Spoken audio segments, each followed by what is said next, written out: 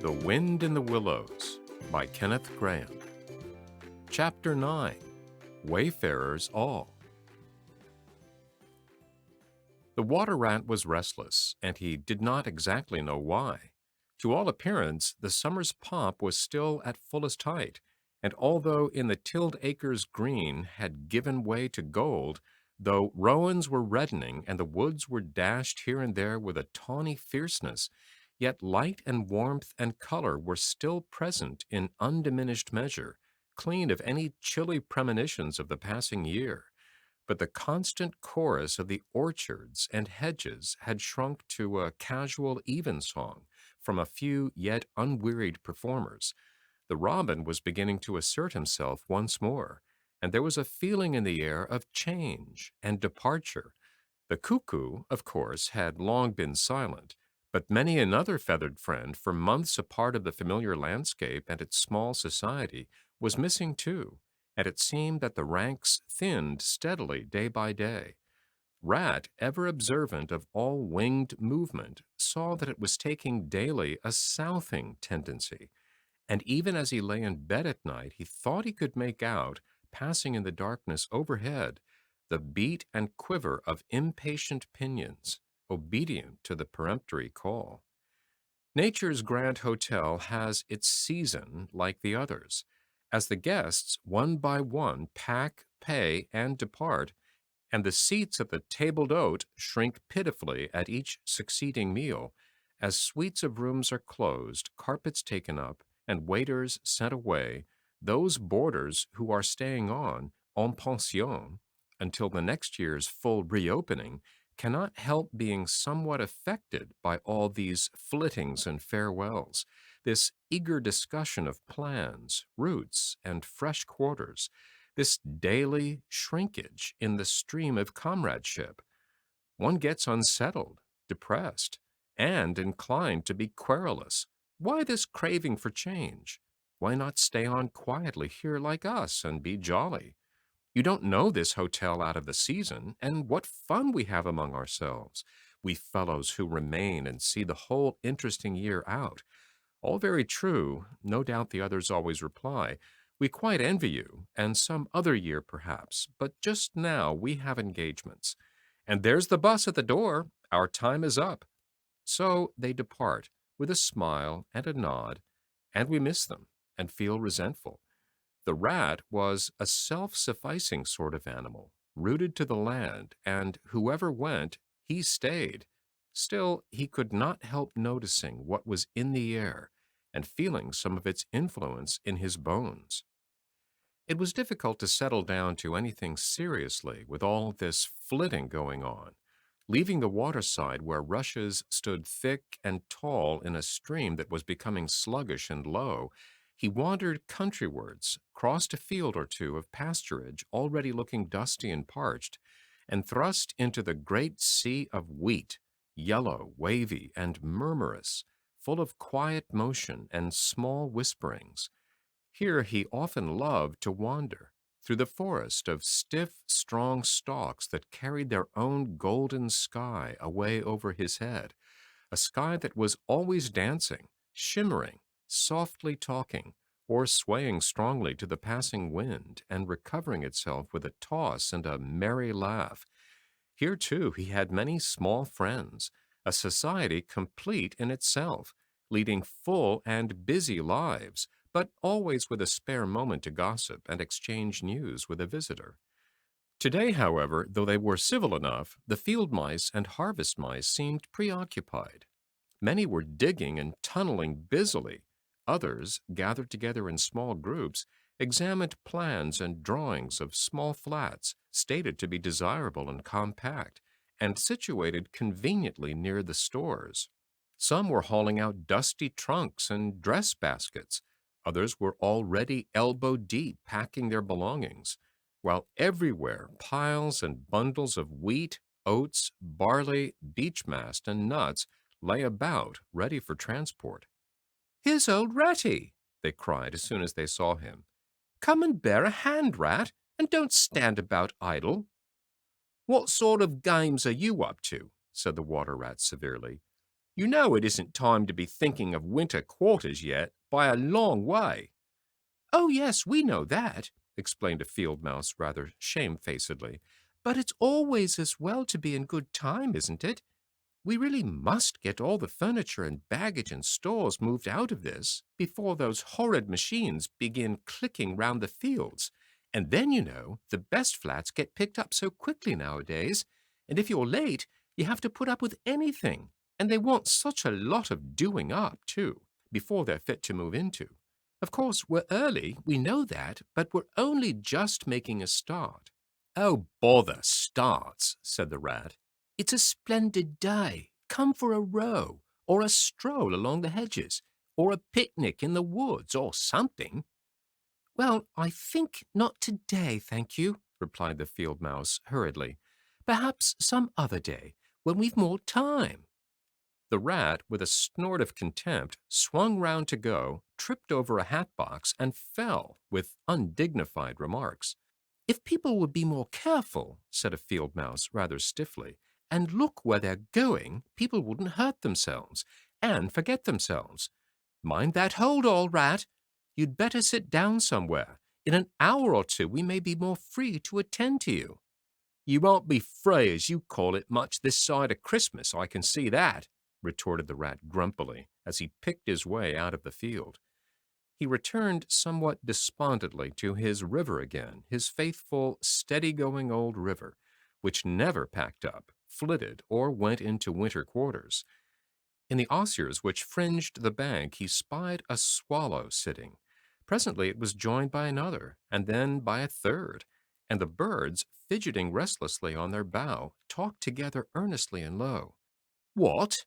Already?" said the rat, strolling up to them. "What's the hurry? I call it simply ridiculous."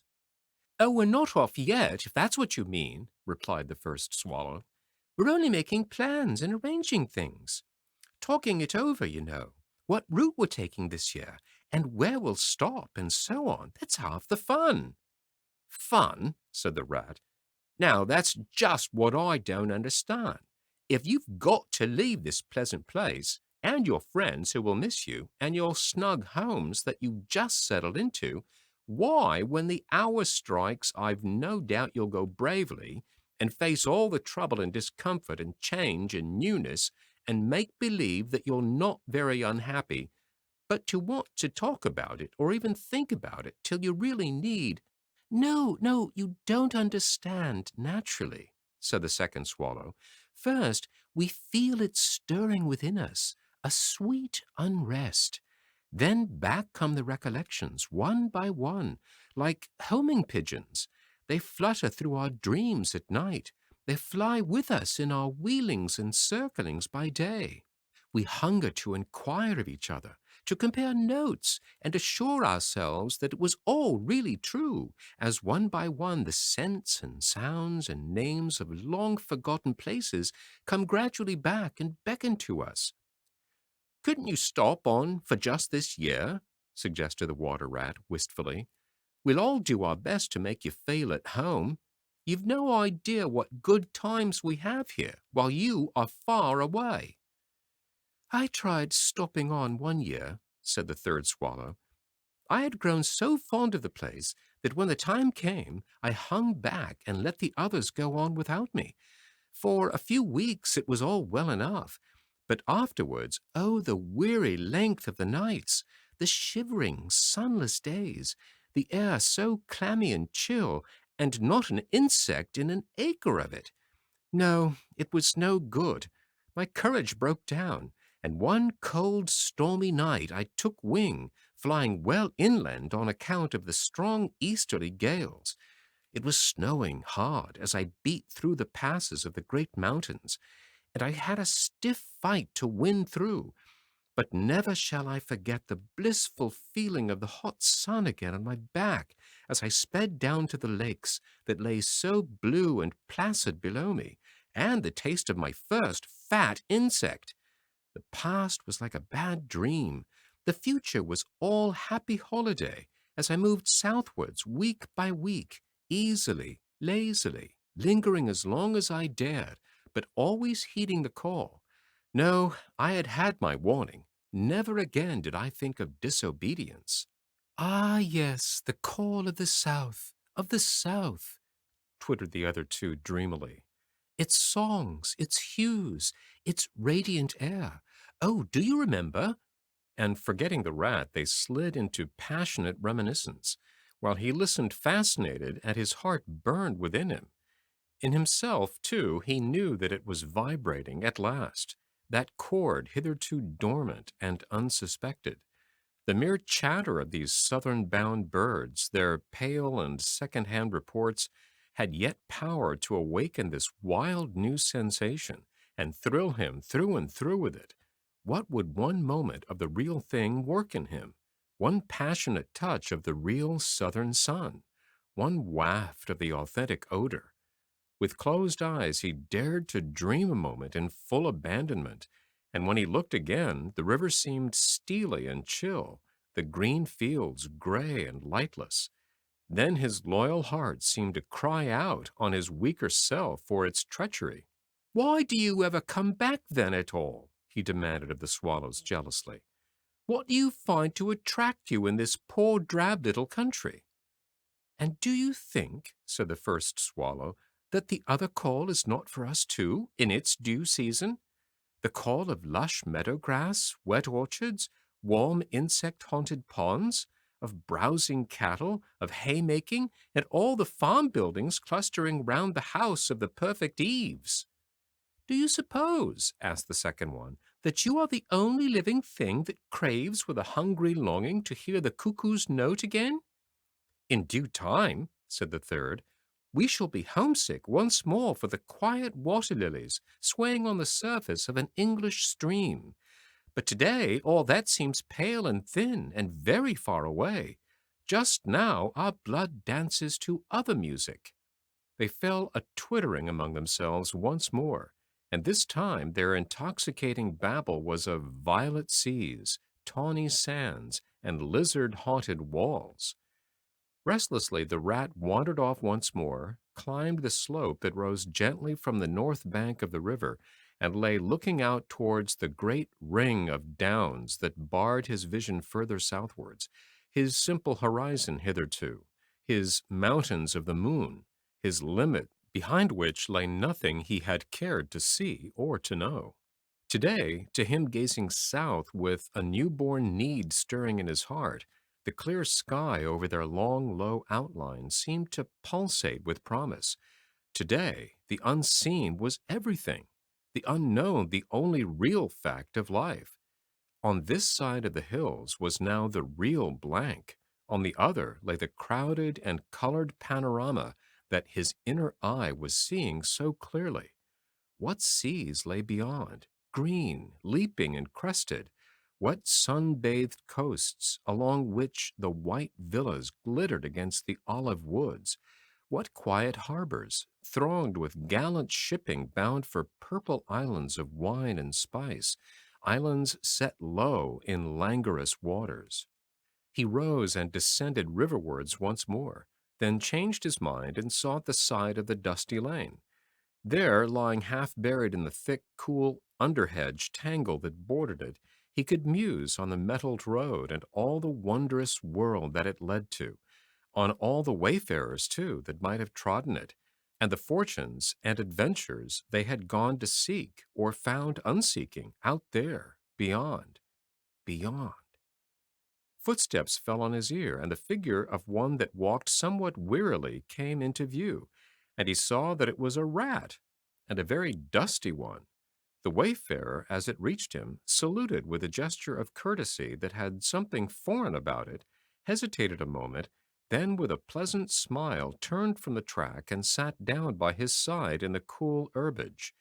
He seemed tired, and the rat let him rest unquestioned, understanding something of what was in his thoughts, knowing, too, the value all animals attach at times to mere silent companionship, when the weary muscles slacken and the mind marks time.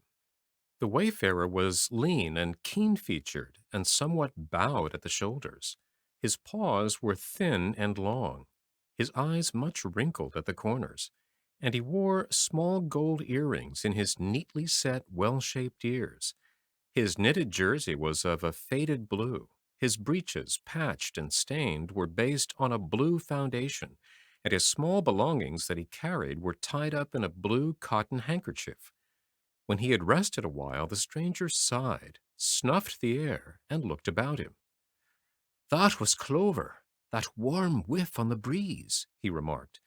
"And those are cows we hear cropping the grass behind us and blowing softly between mouthfuls. There's a sound of distant reapers, and yonder rises a blue line of cottage smoke against the woodland. The river runs somewhere close by, for I hear the call of a moorhen, and I see by your build that you're a freshwater mariner. Everything seems asleep, and yet going on all the time. It is a goodly life that you lead, friend. No doubt the best in the world, if only you are strong enough to lead it." "Yes, it's the life, the only life to live," responded the water rat dreamily, and without his usual wholehearted conviction. "I did not say exactly that," replied the stranger cautiously, "but no doubt it's the best. I've tried it, and I know. And because I've just tried it, 6 months of it, and know it's the best, here am I, footsore and hungry, tramping away from it, tramping southward, following the old call, back to the old life, the life which is mine, and which will not let me go." "Is this then yet another of them?" mused the rat. "And where have you just come from?" he asked. He hardly dared to ask where he was bound for. He seemed to know the answer only too well. "Nice little farm," replied the wayfarer briefly. "Up along in that direction." He nodded northwards. "Never mind about it. I had everything I could want, everything I had any right to expect of life and more, and here I am. Glad to be here all the same, though. Glad to be here. So many miles further on the road, so many hours nearer to my heart's desire." His shining eyes held fast to the horizon, and he seemed to be listening for some sound that was wanting from that inland acreage, vocal as it was with the cheerful music of pasturage and farmyard. "You are not one of us," said the water rat, "nor yet a farmer, nor even, I should judge, of this country." "Right," replied the stranger. "I'm a seafaring rat, I am, and the port I originally hail from is Constantinople, though I'm a sort of foreigner there too, in a manner of speaking. You will have heard of Constantinople, friend, a fair city and an ancient and glorious one, and you may have heard too of Sigurd, king of Norway, and how he sailed thither with 60 ships, and how he and his men rode up through streets all canopied in their honor with purple and gold, and how the emperor and empress came down and banqueted with him on board his ship. When Sigurd returned home, many of his Northmen remained behind and entered the emperor's bodyguard, and my ancestor, a Norwegian-born, stayed behind too, with the ships that Sigurd gave the emperor. Seafarers we have ever been, and no wonder. As for me, the city of my birth is no more my home than any pleasant port between there and the London River. I know them all, and they know me. Set me down on any of their quays or foreshores, and I'm home again."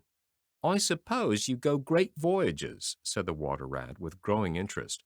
"Months and months out of sight of land, and provisions running short, and allowance as to water, and your mind communing with the mighty ocean, and all that sort of thing." "By no means," said the sea rat frankly. "Such a life as you describe would not suit me at all. I'm in the coasting trade, and rarely out of the sight of land. It's the jolly times on shore that appeal to me, as much as any seafaring. All those southern seaports, the smell of 'em, the riding lights at night, the glamour." "Well, perhaps you have chosen a better way," said the water rat, but rather doubtfully. "Tell me something of your coasting, then, if you have a mind to, and what sort of harvest an animal of spirit might hope to bring home from it to warm his latter days with gallant memories by the fireside. For my life, I confess to you, feels to me today somewhat narrow and circumscribed." "My last voyage," began the sea rat, "that landed me eventually in this country bound with high hopes for my inland farm, will serve as a good example of any of them. and indeed as an epitome of my highly colored life. Family troubles, as usual, began it. The domestic storm cone was hoisted, and I shipped myself on aboard a small trading vessel bound from Constantinople by classic seas whose every wave throbs with a deathless memory, to the Grecian islands and the Levant. Those were golden days and balmy nights, in and out of the harbor all the time, old friends everywhere, sleeping in some cool temple or ruined cistern during the heat of the day, feasting and song after sundown, under great stars set in a velvet sky. Thence we turned and coasted up the Adriatic, its shore swimming in an atmosphere of amber, rose, and aquamarine. We lay in wide landlocked harbors. We roamed through ancient and noble cities until at last, one morning, as the sun rose royally behind us, we rode into Venice down a path of gold. Oh, Venice is a fine city, wherein a rat can wander at his ease and take his pleasure, or, when weary of wandering, can sit at the edge of the Grand Canal at night, feasting with his friends when the air is full of music and the sky full of stars, and the lights flash and shimmer on the polished steel prows of the swaying gondolas, packed so that you could walk across the canal on them from side to side. And then the food. Do you like shellfish? Well, well, we won't linger over that now. He was silent for a time, and the water rat, silent too and enthralled, floated on dream canals, and heard a phantom song pealing high between vaporous, gray, wave-lapped walls. Southward we sailed again at last, continued the sea rat, coasting down the Italian shore, till finally we made Palermo, and there I quitted for a long, happy spell on shore. I never stick too long to one ship. One gets narrow-minded and prejudiced. Besides, Sicily is one of my happy hunting grounds. I know everybody there, and their ways just suit me. I spent many jolly weeks in the island, staying with friends up country. When I grew restless again, I took advantage of a ship that was trading to Sardinia and Corsica, and very glad I was to feel the fresh breeze and the sea spray in my face once more. But isn't it very hot and stuffy down in the hold, I think you call it? Asked the water rat. The seafarer looked at him with the suspicion of a wink. I'm an old hand, he remarked with much simplicity. The captain's cabin's good enough for me. It's a hard life, by all accounts, murmured the rat, sunk in deep thought. For the crew it is, replied the seafarer gravely, again with the ghost of a wink. From Corsica, he went on, I made use of a ship that was taking wine to the mainland. We made Alassio in the evening, lay to, hauled up our wine casks and hove them overboard, tied one to the other by a long line. Then the crew took to the boats and rowed shorewards, singing as they went, and drawing after them the long bobbing procession of casks, like a mile of porpoises. On the sands they had horses waiting, which dragged the casks up the steep street of the little town with a fine rush and clatter and scramble. When the last cask was in, we went and refreshed and rested, and sat late into the night drinking with our friends, and next morning I took to the great olive woods for a spell and a rest. For now I had done with islands for the time, and ports and shipping were plentiful, so I led a lazy life among the peasants, lying and watching them work, or stretched high on the hillside with the blue Mediterranean far below me. And so at length by easy stages, and partly on foot, partly by sea, to Marseille, and the meeting of old shipmates, and the visiting of great ocean-bound vessels, and feasting once more. Talk of shellfish! Why, sometimes I dream of the shellfish of Marseille, and wake up crying. That reminds me, said the polite water rat, you happened to mention that you were hungry, and I ought to have spoken earlier. Of course, you will stop and take your midday meal with me. My hole is close by. It is some time past noon, and you are very welcome to whatever there is. Now I call that kind and brotherly of you, said the sea rat. I was indeed hungry when I sat down, and ever since I inadvertently happened to mention shellfish, my pangs have been extreme. But couldn't you fetch it along out here? I'm none too fond of going under hatches, unless I'm obliged to.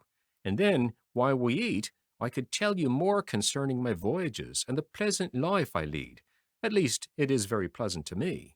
And by your attention, I judge it commends itself to you. Whereas if we go indoors, it's 100 to 1 that I shall presently fall asleep. That is indeed an excellent suggestion, said the water rat, and hurried off home. There he got out the luncheon basket and packed a simple meal, in which, remembering the stranger's origin and preferences, he took care to include a yard of long French bread, a sausage out of which the garlic sang, some cheese which lay down and cried, and a long-necked straw-covered flask wherein lay bottled sunshine shed and garnered on far southern slopes. Thus laden, he returned with all speed, and blushed for pleasure at the old seaman's commendations of his taste and judgment, as together they unpacked the basket and laid out the contents on the grass by the roadside. The sea rat, as soon as his hunger was somewhat assuaged, continued the history of his latest voyage, conducting his simple hearer from port to port of Spain, landing him at Lisbon, Oporto, and Bordeaux, introducing him to the pleasant harbors of Cornwall and Devon, and so up the channel to that final quayside where, landing after winds long contrary, storm-driven, and weather-beaten, he had caught the first magical hints and heraldings of another spring, and fired by these, had sped on a long tramp inland, hungry for the experiment of life on some quiet farmstead, very far from the weary beating of any sea.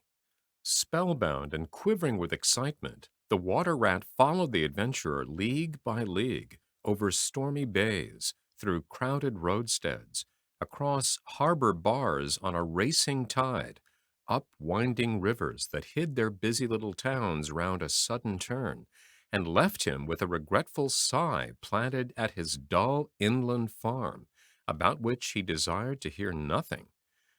By this time their meal was over, and the seafarer, refreshed and strengthened, his voice more vibrant, his eye lit with a brightness that seemed caught from some faraway sea beacon, filled his glass with the red and glowing vintage of the South, and, leaning towards the water rat, compelled his gaze, and held him, body and soul, while he talked. Those eyes were of the changing, foam-streaked gray-green of leaping northern seas. In the glass shone a hot ruby that seemed the very heart of the South, beating for him who had courage to respond to its pulsation. The twin lights, the shifting gray and the steadfast red, mastered the water rat and held him bound, fascinated, powerless. The quiet world outside their rays receded far away and ceased to be. And the talk, the wonderful talk, flowed on. Or was it speech entirely? Or did it pass at times into song? Shanty of the sailors weighing the dripping anchor, sonorous hum of the shrouds in a tearing nor'easter, ballad of the fisherman hauling his nets at sundown against an apricot sky, chords of guitar and mandolin from gondola or cake. Did it change into the cry of the wind, plaintive at first, angrily shrill as it freshened, rising to a tearing whistle, sinking to a musical trickle of air from the leach of the bellying sail? All these sounds the spellbound listener seemed to hear, and with them the hungry complaint of the gulls and the sea-mews, the soft thunder of the breaking wave, the cry of the protesting shingle. Back into speech again it passed, and with beating heart he was following the adventures of a dozen seaports, the fights, the escapes, the rallies, the comradeships, the gallant undertakings, or he searched islands for treasure, fished in still lagoons, and dozed day long on warm white sand. Of deep-sea fishings he heard tell, and mighty silver gatherings of the mile-long net, of sudden perils, noise of breakers on a moonless night, or the tall bows of the great liner taking shape overhead through the fog, of the merry homecoming, the headland rounded, the harbor lights opened out, the groups dimly seen on the quay, The cheery hail, the splash of the hawser, the trudge up the steep little street towards the comforting glow of red-curtained windows. Lastly, in his waking dream, it seemed to him that the adventurer had risen to his feet, but was still speaking, still holding him fast with his sea-gray eyes. "And now," he was softly saying, "I take to the road again, holding on southwestwards for many a long and dusty day, till at last I reach the little grey sea town I know so well, that clings along one steep side of the harbour. There, through dark doorways, you look down flights of stone steps, overhung by great pink tufts of valerian, and ending in a patch of sparkling blue water. The little boats that lie tethered to the rings and stanchions of the old sea-wall are gaily painted as those I clambered in and out of in my own childhood. The salmon leap on the flood tide, schools of mackerel flash and play past quaysides and foreshores, and the windows of the great vessels glide night and day up to their moorings or forth to the open sea. There, sooner or later, the ships of all seafaring nations arrive, and there, at its destined hour, the ship of my choice will let go its anchor. I shall take my time.